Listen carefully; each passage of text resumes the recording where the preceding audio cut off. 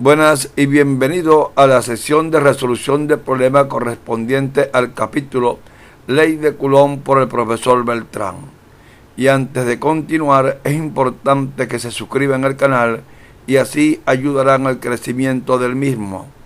Y cualquier sugerencia me lo hacen llegar. Problema.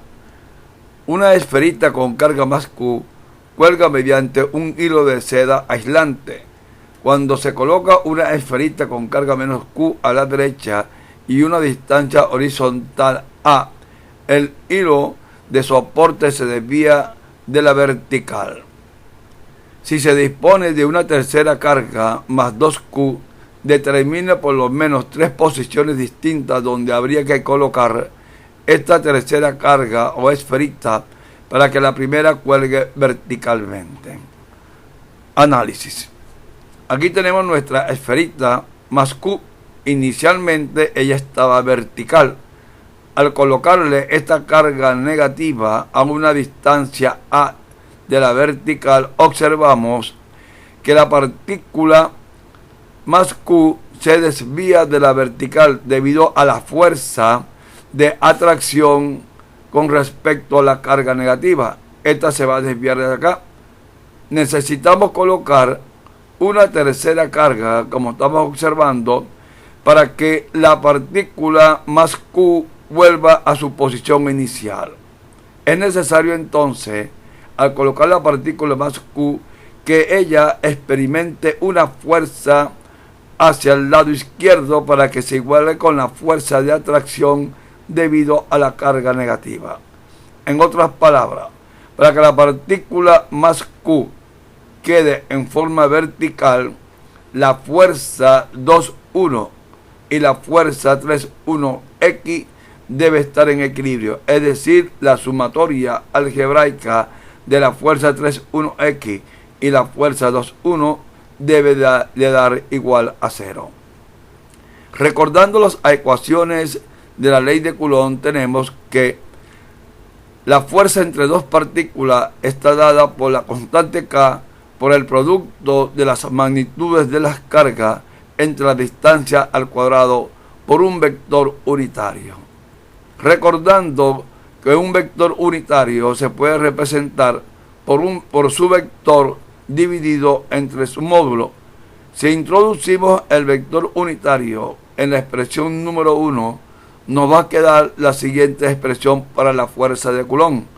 Fuerza de la partícula 1 sobre la partícula 2 va a ser igual al producto de las magnitudes de las cargas dividido entre la distancia al cuadrado, e introducimos el valor del vector unitario en esta expresión y nos va quedando entonces que la fuerza 1, 2 o la fuerza entre dos partículas va a ser igual a la constante K por el producto de las magnitudes de las cargas por el módulo de la distancia al cubo multiplicado por un vector R.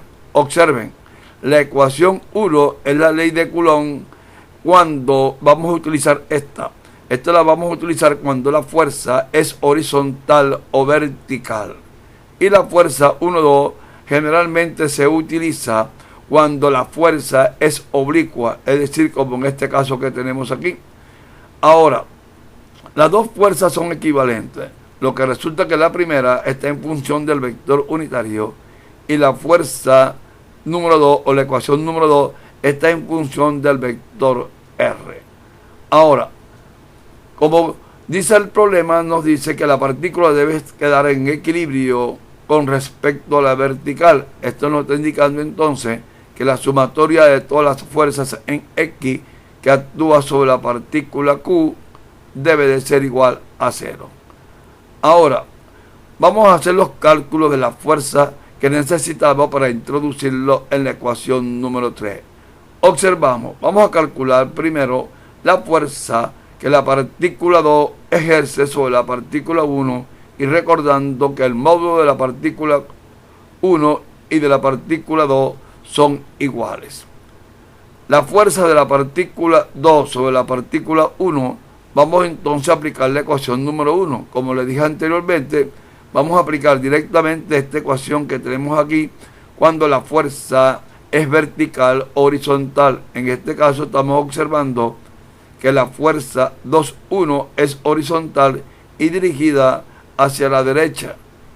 Será entonces que esto va a ser igual a la constante K por el producto de las dos cargas, las magnitudes. Recuerden que la magnitud de Q es Q y la magnitud de una carga negativa es una carga positiva, y al multiplicarla me va a quedar Q al cuadrado dividido entre la distancia al cuadrado, que es A, multiplicado por el vector unitario. En este caso el vector unitario, como estoy observando aquí, el vector o la fuerza 2,1 se dirige a la derecha. Automáticamente el vector unitario sería el vector I. Si fuera hacia la izquierda, el vector unitario sería entonces menos I. Ahora, ya tenemos la fuerza 2,1. Vamos a calcular ahora la fuerza total de la partícula 3 sobre la partícula 1. Estamos observando que esta fuerza es oblicua, es decir, ni es horizontal ni tampoco es vertical. Utilizando entonces la ecuación número 2, que nos dice que la fuerza de la partícula 3 sobre la partícula 1 va a ser igual a la constante K por el producto de las dos partículas, que este sería Q y aquí sería 2Q, aquí no sería, vea, Q multiplicado por 2Q multiplicado por el vector R dividido entre su módulo al cubo. Ahora, ¿cómo calculamos el vector R13? Vemos la figura. El vector R13 necesitamos las coordenadas de las partículas. La partícula 1, que es la que está involucrada en el problema, está en el origen, entonces sus coordenadas son 0, 0. Y la partícula número 3 tiene como coordenadas X y Y. Aquí la tenemos. Ahora, ¿cómo calculamos el vector R? Recuerden en la parte teórica de la ley de Coulomb que el vector R es un vector que va dirigido en la misma dirección de la fuerza.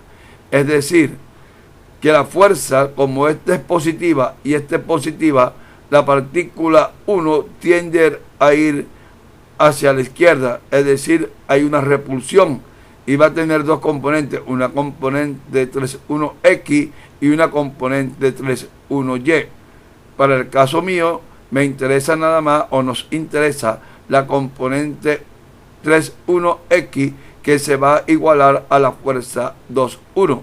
Desarrollando, vean, vamos a construir primero el vector 3,1,1,3.